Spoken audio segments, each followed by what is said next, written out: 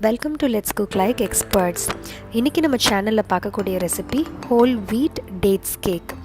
இதில் நம்ம whole wheat and maida equal ப்ரப்போர்ஷனில் ஆட் பண்ணுறோம். அண்ட் நம்ம முக்கியமாக ஒயிட் சுகர் ஆட் பண்ணவே இல்லை. இனிப்புக்கு நம்ம டேட்ஸ் மட்டும்தான் ஆட் பண்ணுறோம். இந்த கேக் வந்து ரொம்ப ஹெல்தியான ஒரு டிஷ். வாங்க நம்ம ரெசிபிக்கு போகலாம். இதுக்கு தேவையான பொருட்கள்: 1 கப் ஹோல் வீட், அதாவது கோதுமை மாவு, 1 கப் மைதா மாவு. நீங்கள் ஃபுல்லாக கோதுமை மாவு கூட எடுத்துக்கலாம். நான் வந்து ஃபர்ஸ்ட் டைம் இது ட்ரை பண்ணுறதால ரெண்டும் ஈக்குவல் ப்ரப்போர்ஷனில் எடுத்துக்கிட்டேன்.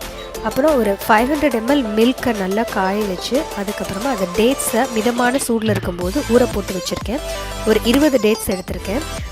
இது ஸ்வீட் வந்து ஒரு அளவாக தான் இருந்தது. நீங்கள் 30 டேட்ஸ் கூட போட்டுக்கலாம் 1 லிட்டர் பாலுக்கு, நல்ல ஸ்வீட்னஸ் கிடைக்கிறதுக்காக. கொஞ்சம் கிஸ்மிஸ் எடுத்திருக்கேன். அண்ட் ஒரு ஒயிட் எக் உடச்சி வச்சுருக்கேன். ஒரு 100 ml oil, 1 teaspoon baking powder, 1 teaspoon, ½ teaspoon baking soda, and நமக்கு தேவையான அளவு உப்பு. இவ்வளோ தான் இதுக்கு தேவையான இன்க்ரீடியன்ட்ஸ். இப்போது இது நம்ம எப்படி ரெடி பண்ணுறதுன்னு பார்க்கலாம். முதல்ல நம்ம டேட்ஸ் நல்லா ஊற வச்சுருக்கோம் இல்லையா, அதை நல்லா பிளெண்ட் பண்ணணும். ஸோ எக்ஸஸ் மில்க்கை வந்து ஒரு டம்ளரில் ட்ரான்ஸ்ஃபர் பண்ணிவிட்டு இப்போ நான் அதை பிளெண்ட் பண்ண போகிறேன். ஏன்னா எல்லாத்தையும் மில்க் சேர்த்து ஆட் பண்ணி அரைச்சோன்னா அது சரியாக அரைப்படாது. நல்லா ஸ்மூத்தாக பிளெண்ட் ஆனால் தான் நம்ம கேக்கில் வந்து சாப்பிடும்போது டேஸ்ட் நல்லாயிருக்கும். ஸோ ஒன்ஸ் நல்லா பிளெண்ட் பண்ணதுக்கப்புறமா அந்த எக்ஸஸ் மில்க்கையும் ஆட் பண்ணி மில்க் டேட்ஸ் அந்த சிரப்பை ரெடி பண்ணி வச்சுருங்க. இப்போது நம்மளுடைய maida, atta, baking powder, baking soda, salt எல்லாத்தையும் ஒரு சீவில் போட்டு சலிச்சு வச்சுக்கலாம். இது நல்லா மிக்ஸ் ஆகிறதுக்காக நான் சலிக்கிறேன்.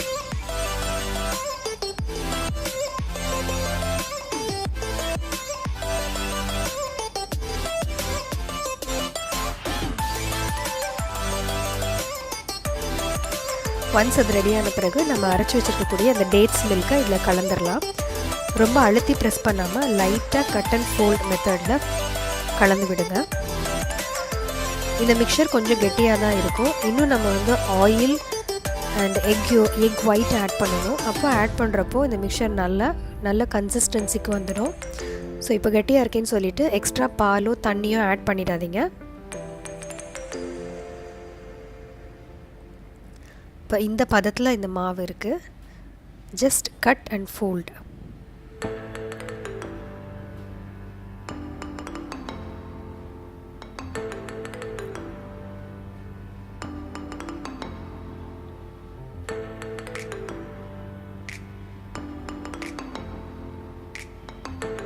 இப்போ அந்த எக் ஒயிட்டை அதே பிளெண்டரில் நல்லா பிளெண்ட் பண்ணிடலாம். ஃபர்ஸ்ட்டு சும்மா பிளெண்ட் பண்ணிவிட்டு அதுக்கப்புறம் கொஞ்சம் கொஞ்சமாக ஆயில் சேர்த்து இந்த ஃப்ளஃபியாக வர வரைக்கும் பிளெண்ட் பண்ணுங்கள். ஒரே டைமில் ஆயில் ஆட் பண்ணிடாதீங்க, அது ஃப்ளஃபியாக வராது. இப்போ நல்லா பிளெண்ட் பண்ணதுக்கப்புறமா அந்த மிக்சரையும் இந்த பேட்டரில் சேர்த்து மறுபடியும் அதே போல் மிக்ஸ் பண்ணுங்கள். ஓவர் மிக்ஸ் பண்ணிடாதீங்க.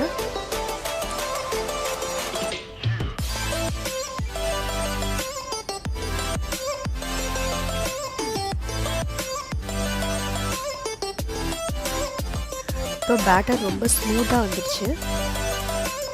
ஃப்ளோயிங் கன்சிஸ்டன்சியில் இருக்குது. இந்த ஸ்டேஜில் நம்ம வெனிலா எசன்ஸ் 1 டீஸ்பூன் அண்ட் நம்ம வச்சுருக்கக்கூடிய அந்த ட்ரை கிரேப்ஸையும் இதில் ஆட் பண்ணிடலாம். உங்களுக்கு தேவையான நட்ஸ் கூட ஆட் பண்ணிக்கலாம். கேஷ்யூ, பிஸ்தா, வால்நட்ஸ், எனிதிங். நான் டேட்ஸ் கூட மேட்ச் ஆகிற மாதிரி இருக்கிறனால ரைசின்ஸ் ஆட் பண்ணியிருக்கேன். ஜஸ்ட் நல்லா கலந்து விட்டுட்டு இப்போ இந்த பேட்டரை நம்ம பேக் பண்ணிடலாம்.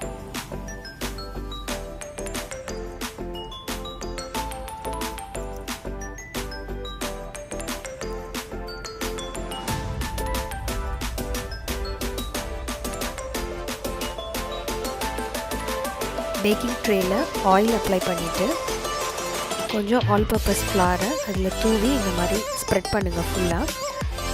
ஆஃப்டர் பேக்கிங் அந்த கேக் வந்து இதில் ஒட்டாமல் நல்லா பிரிஞ்சு வந்துடும். அதுக்காக எக்ஸஸ் மாவு இருந்தால் கீழே கொட்டிட்டு அதுக்கப்புறமா அதில் பேட்டரை ஹாஃப் மட்டும் ஃபில் பண்ணிவிட்டு ஓவனில் 180 டிகிரி செல்சியஸில் 15 மினிட்ஸ் பேக் பண்ணுங்கள்.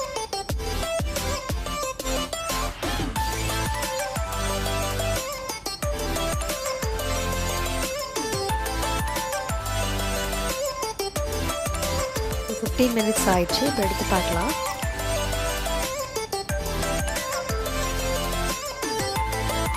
டூத்பிக் க்ளீனாக வந்துடுச்சு. ஸோ ஃபுல்லாக பேக் ஆகிடுச்சு. இது கூல் ஆனதுக்கப்புறமா அப்படியே ஒரு பிளேட்டில் கவுத்திட்டு அதுக்கப்புறமா அதை கட் பண்ணி சாப்பிட்றதுக்கு ரெடி. நல்லா ஸ்மூத்தாக ஃப்ளஃபியாக வந்திருக்கு. டு பி ஃப்ராங்க், நான் ஃபர்ஸ்ட் டைம் இந்த கேக் பேக் பண்ணுறேன். ஆனால் ஃபர்ஸ்ட் டைமே இது ரொம்ப நல்லா வந்தது. கிட்ஸ்க்கும் ரொம்ப பிடிச்சிருந்தது. ஆனால் நான் 20 டேட்ஸ் ஆட் பண்ணதால் ஸ்வீட்னஸ் கொஞ்சம் கம்மியாக இருந்தது. இன்னும் கொஞ்சம் நிறைய டேட்ஸ் ஆட் பண்ணியிருந்தா மைட் பி ஸ்வீட்னஸ் இன்னும் நல்லா இருந்திருக்கும். நீங்களும் இந்த ரெசிபி ட்ரை பண்ணுங்கள். உங்களுடைய கமெண்ட்ஸை எனக்கு கமெண்ட் செக்ஷனில் அப்டேட் பண்ணுங்கள். மறுபடியும் ஒரு நல்ல ரெசிபியோடு நான் உங்களை சந்திக்கிறேன். Until then, take care. Bye.